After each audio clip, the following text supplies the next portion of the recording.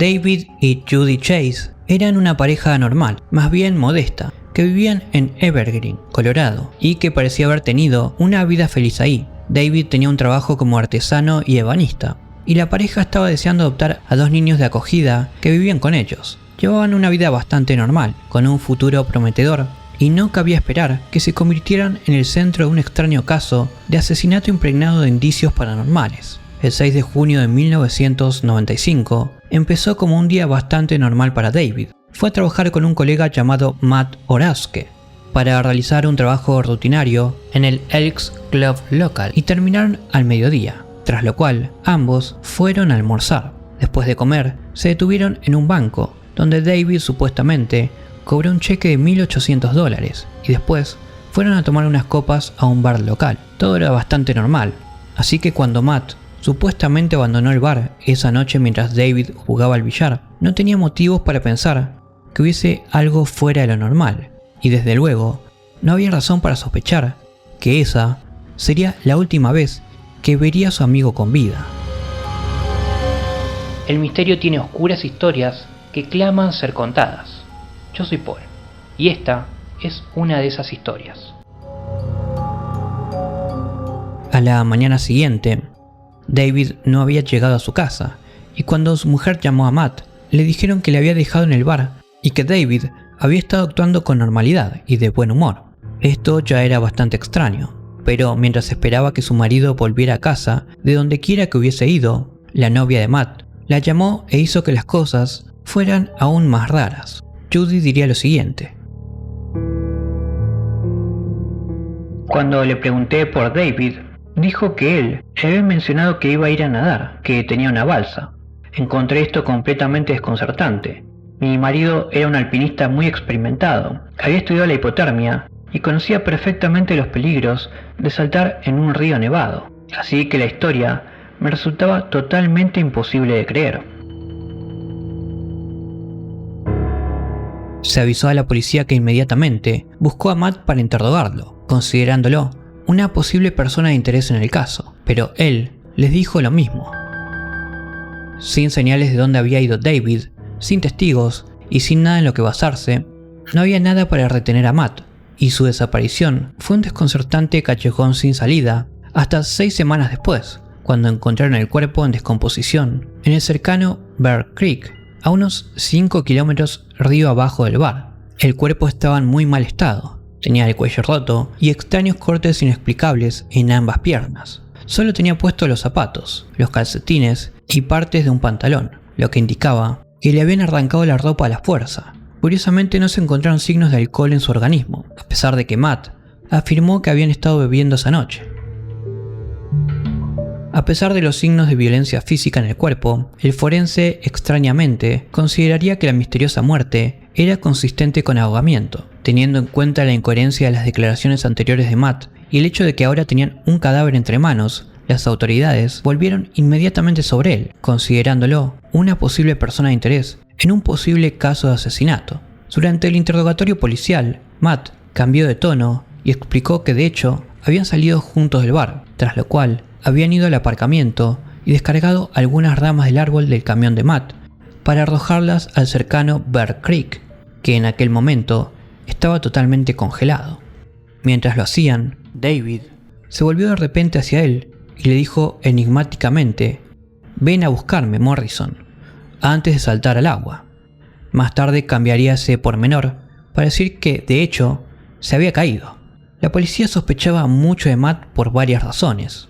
Por un lado porque su historia cambiaba constantemente, y por otro porque había muchas discrepancias y rarezas en torno a su testimonio. Aunque afirmaba que habían estado bebiendo todo el día, la autopsia decía lo contrario, pues no se encontraron pruebas de alcohol en su organismo. Además, el lugar donde, según él, David se había caído al río, estaba a solo 15 metros del parque de bomberos y a unos metros del bar, así que ¿por qué no había intentado pedir socorro? También estaba el hecho de que la novia de Matt afirmaba que había encontrado $800 en efectivo metidos en la guantera de su camioneta. ¿De dónde había salido ese dinero? A pesar de todas estas pruebas sospechosas, no eran suficientemente concretas como para retener a Matt, y no fue perseguido como sospechoso en ese momento. Un día, un investigador privado llamado Phil Harris se puso en contacto con Judy y le contó una historia bastante rara. Afirmó que el 15 de octubre de 1995 se había despertado con una voz en su cabeza que se identificaba como David Chase y que este había sido asesinado y necesitaba ayuda para resolver su muerte. Phil había localizado a Judy pensando que había sido elegido por David para resolver el caso desde el más allá. A estas alturas, Judy se mostraba muy escéptica, pero aceptó reunirse con Harris, quien consiguió impresionarla con su profundo conocimiento de las cosas que, según él, David le había contado para demostrarle que él era el verdadero. Judy diría lo siguiente: había un montón de pormenores muy personales sobre mi relación con David que nadie más sabía, sobre nuestra vida juntos, nuestro amor mutuo, nombres cariñosos que David me llamaba, como Honey Bunny y cosas así. Tras hablar con el investigador privado, se vio obligada a superar su incredulidad y aceptar que tal vez estaba realmente en contacto con su difunto marido, y ambos llegaron a un acuerdo por el que Harris trabajaría en el caso por solo $1. En los días siguientes, Harris afirmó que David se había puesto en contacto con él en numerosas ocasiones y empezó a hacerse una idea clara de lo que había pasado. Según David, Matt y él habían discutido, y Matt y un joven cómplice lo habían asesinado. Antes de depositar el cheque de $1.800, me convenció para que lo cobrara y me quedara con el dinero encima, con la excusa de comprarle un camión decente. Me arrepentí de haberle comprado un camión a Matt y se lo dije cuando salimos del bar. Matt estaba furioso conmigo en ese momento, pero yo no me di cuenta. En cuanto volvimos a su camión, empezó a decirme que yo le había prometido ese dinero y que por lo tanto era de él. Matt me empujó en el pecho, pero le devolví el empujón y me golpeó en la cara. Inmediatamente le devolví el golpe y de repente empezó a sangrar muy fuerte por la nariz. Esto le enfureció muchísimo y se lanzó contra mí. Caí muy cerca al borde del agua. De hecho, estábamos contra el pequeño muro de contención, luchando en el suelo.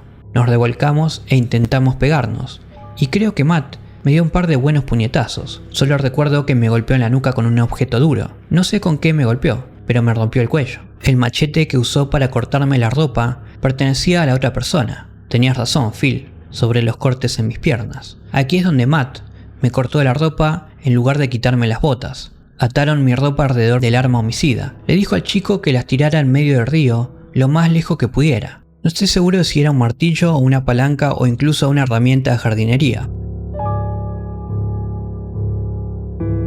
Todo parecía muy prometedor, pero desgraciadamente, Phil murió de un ataque al corazón poco después, dejando a Judy sola y sin el supuesto contacto de su difunto marido. Intentó acercarse a las autoridades con esta información, pero no les impresionó su historia de fantasmas hablando desde la tumba para resolver su propio asesinato. No solo les pareció una locura, sino que tales pruebas no eran realmente admisibles. Un sargento de policía explicaría lo siguiente: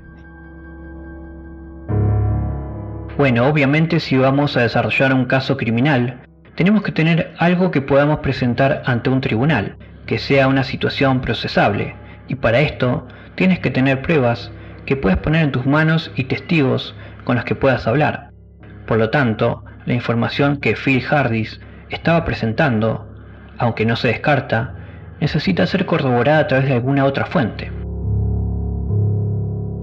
Si bien puede parecer que Matt es culpable como el que más, nunca ha habido ninguna prueba contundente para acusarlo de cualquier delito. Nunca ha sido perseguido por ningún tipo de crimen y no ha sido acusado de ninguna manera, ya que el testimonio de un supuesto fantasma no llega muy lejos en un tribunal real.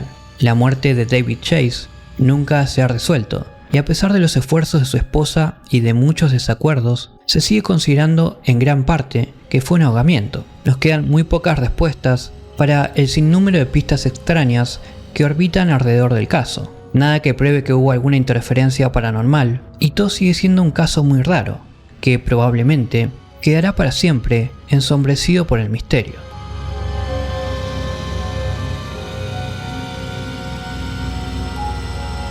Espero te haya agradado esta oscura historia. Si fue así, considera suscribirte al canal y darle like al video. Que tengas una buena noche.